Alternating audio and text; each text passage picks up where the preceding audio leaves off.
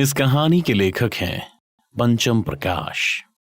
नीलेश, इसलिए मैं गांव में पोस्टिंग नहीं लेना चाह रही थी।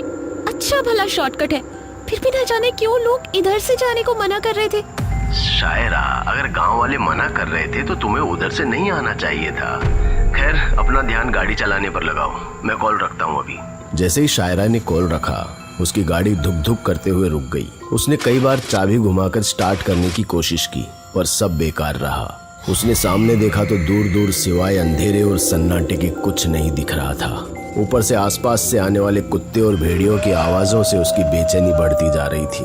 उसने अपना मोबाइल उठाया ताकि नीलेश से मदद मांग सके, पर मोबाइल में नेटवर्क नहीं आ रहा था। इसलिए शायरा खुद ही हिचकिचाती हुई गाड़ी से नीचे उतरी ताकि देख सके कि आखिर दिक्कत क्या है। गाड़ी से उतरते ही उसे आसपास की अजीब आवाजें और भी तेज सुनाई देने लगी। जब उसने घबराते हुए अपनी गाड़ी का बोनट खोला तो उसमें से बेहिसाब धुआं बाहर निकलने लगा, जिससे वो खुद को खांसने से रोक नहीं पाई। फिर जब धुआं छटा तो उसने पाया कि इंजन बहुत गर्म हो गया है। उसे नॉर्मल करने के लिए उसने इंजन के वाटर बॉक्स में पानी भर दिया। फिर जैसे ही उसने गाड़ी के बोनट को नीचे किया तो सामने एक लाल गुब्बारा दिखा, खूनी लाल, जो बोनट के ऊपर ही लहरा रहा था। गुब्बारे को देखकर शायरा चौंक गई, क्योंकि दूर दूर तक उसके सिवा वहाँ कोई नहीं था। उसने घबराते हुए उस गुब्बारे को पकड़ने की कोशिश की, पर इससे पहले कि वो उस गुब्बारे को पकड़ पाती, हवा के एक झोंके के साथ वो उड़ने लगा। शायरा ने गुब्बारे की तरफ ऐसे देखा जैसे पता नहीं क्या उससे छूट कर जा रहा है, और फिर वो बिना कुछ सोचे समझे उस गुब्बारे के पीछे पीछे चल पड़ी। हर बार वो उस गुब्बारे की डोर को पकड़ने के लिए हाथ आगे बढ़ाती और हर बार वो हाथ से छूटकर गुब्बारा आगे निकल जाता।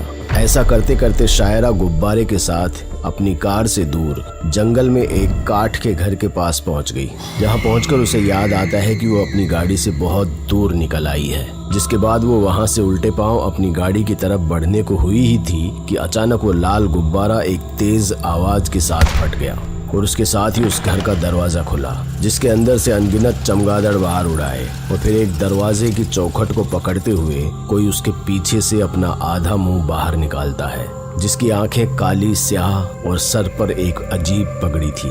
उसे देखते ही शायरा चीख पड़ी। उसने डरते हुए उससे पूछा, कौन हो तुम? बाहर क्यों नहीं आते और इस वीरान जंगल में क्यों रहते हो? शायरा के सवाल का उस पर कोई असर नहीं पड़ा, इसलिए एक बार उसने फिर से चीखते हुए पूछा, अरे कौन हो तुम? गुब्बारे वाला, इधर अंदर आ जाओ, गुब्बारे दूंगा मैं। तुम्हें यही चाहिए ना? आओ ले लो। उसकी आवाज इतनी भयानक थी कि शायरा के मन में फिर से एक बात आई कि वो वहां से भाग जाए। फिर उसने आव देखा न ताव और उल्टे पैर वहां से भागने को हुई ही थी कि कुछ ऐसा हुआ जैसे किसी ने उसके बालों को पकड़कर उसे अंदर घसीट लिया हो। गुब्बारे वाले ने भी भयानक मुस्कान के साथ दरवाजा एक झटके में बंद कर लिया। ये क्या बात हुई? सिर्फ गाड़ी मिली, मेरी बीवी कहाँ गई? देखिए श्रीमान, तनिक अपना आवाज नीचे कीजिए। ये पुलिस स्टेशन है, आपका ससुराल नहीं है, हाँ? और मना किया था ना गांव वालों ने, फिर भी जेम्स बॉन्ड बनने की क्या जरूरत थी, हैं? हो गया ना कांड। और आपकी बीवी पहले नहीं है और ना ही आखिरी होगी। अरे भला भूत प्रेत के मामले में हम पुलिस वाले क्या करेंगे, है ना श्यामलाल? जी सरकार। देखिए, हम फिर भी कोशिश करेंगे, पर आज तक कोई मिला ही नहीं, तो आपकी बीवी कौन सी? खैर, कोशिश करेंगे हम, आप जाइए। नीलेश समझ गया था कि इन पुलिस वालों के वश में कुछ भी नहीं है। ऊपर से उसने गांव वालों से पूछताछ में जितना भी सुना, उससे वो समझ गया था कि उस रास्ते में कुछ तो ऐसा है जो काफी अजीब है। नीलेश मॉडर्न था, पर उसे भूत प्रेत जैसी चीजों में विश्वास भी था, इसलिए वो इंटरनेट पर भी इस जगह के बारे में छानबीन करने लगा। तभी उसके मोबाइल पर एक नोटिफिकेशन आया, the great ghost hunter want to quit hunting. Nilesh ने आज तक घोस्ट हंटिंग के बारे में बस सुना ही था, लेकिन उस घोस्ट हंटर की कहानी पढ़ उसे ये विश्वास हो गया था कि हो न हो उसकी बीवी शायरा को ढूंढने में वो ही उसके काम आ सकता है। इसलिए वो उस गांव से काफी दूर पहाड़ों की तरफ उस घोस्ट हंटर को ढूंढने निकल पड़ा, जिसके बारे में उसे बस इतना पता था कि वो हिमाचल में कहीं रहता है। पर कहते हैं ना कि प्यासे तालाब को ढूंढ ही लेते हैं, वैसे ही नीलेश ने भी उस घोस्ट हंटर के पते को ढूंढ निकाला। वो घोस्ट हंटर कपल हिमाचल की भीड़ भाड़ से दूर एक पहाड़ी के कोने में रहते हैं। जैसे ही नीलेश वहां पहुंचा, एक अधेड़ उम्र का आदमी बोला, तुम आ ही गए नीलेश। मैंने कहा था मिस्टर एंड मिसेस चार्ल्स को तुम उनका पता ढूंढ ही निकालोगे। तुम्हें मेरा नाम कैसे पता? मुझे और भी बहुत कुछ पता है नीलेश, क्योंकि मैं एक आत्मा हूँ। घबराओ मत, चार्ल्स के यूनिवर्स में मेरे जैसे और भी बहुत अनोखे नमूने हैं। इस वक्त तुमने जिस गमले पे हाथ रखा है असल में वो शापित है। ओह, आराम से, अगर ये टूटा तो वो आजाद हो जाएगा। और वो तो मेरे जैसा मासूम भी नहीं है। अगर तुम ये सब जानते हो तो ये भी बता दो कि मेरी बीवी कहाँ है। नीलेश, ये सब उनको ही जान पाता है जो हमें तलाश रहे होते हैं। ज्यादा उम्मीद मत लगाओ इस नटखट आत्मा से, और तुम यूं ही मत घुमा करो वरना फिर से कैद कर दूंगा।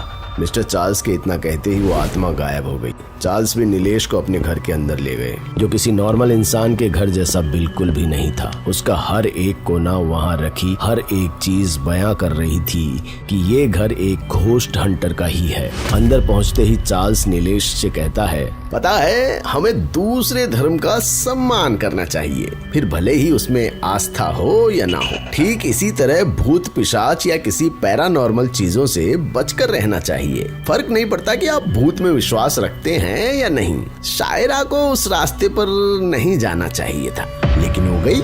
लोगों के मना करने के बाद भी गई। देखिए मिस्टर चार्ल्स, ये बात तो सभी कह रहे हैं, तभी तो मैं आपके पास आया हूँ। प्लीज आप उसे बचा लीजिए। नीलेश की इस बात पर चार्ल्स ने अपनी नजरें फेरते हुए कहा, माफ करना पर हमने घोस्ट हंटिंग छोड़ दी है। बस अब तुम जा सकते हो। प्लीज ऐसा मत कहिए, मेरी आखिरी उम्मीद है आप। ओफो नीलेश, तुम्हें ये भी पता नहीं कि वो जिंदा भी होगी या नहीं, फिर अपनी जान क्यों गंवाना चाहते हो? भूल जाओ उसे। मिस्टर चार्ल्स, क्या ये तुम खुद से कह पाते? अगर मैं किसी मुसीबत में फंस जाती तो? नहीं ना? तो हम इसकी मदद जरूर करेंगे। Shall we go now? Mister Charles अपनी पत्नी को मना नहीं कर पाए और फिर बाकी जरूरी सामान के साथ वो नीलेश के साथ निकलने के लिए तैयार हो गए। हेलो मिस्टर नॉटी, जब तक हम वापस नहीं आते हैं मेरे यूनिवर्स की जिम्मेदारी तुम्हारी, समझे?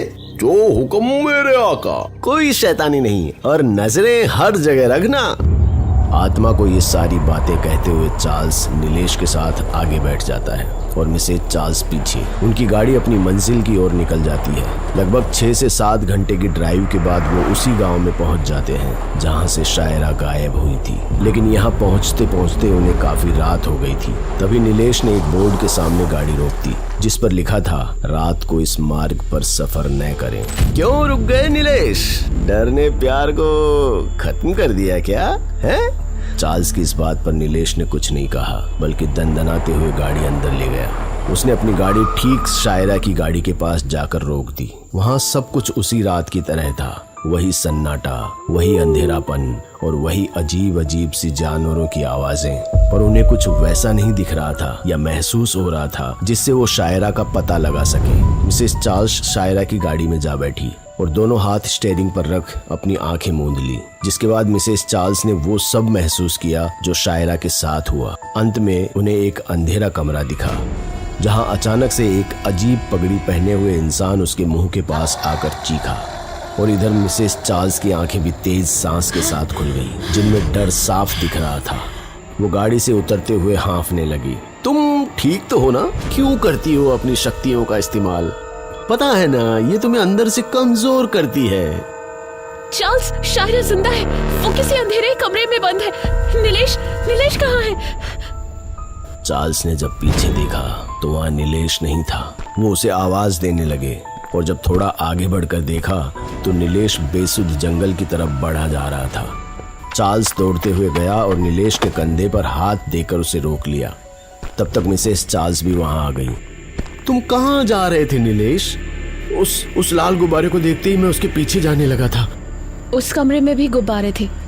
हो ना हो इन सभी चीजों के पीछे गुब्बारों का कुछ ना कुछ तो लेना देना है। और जब हम साथ हैं तो गुब्बारे दिख नहीं रहे कि ये जो भी आत्मा है वो अकेले इंसान का ही शिकार करती है।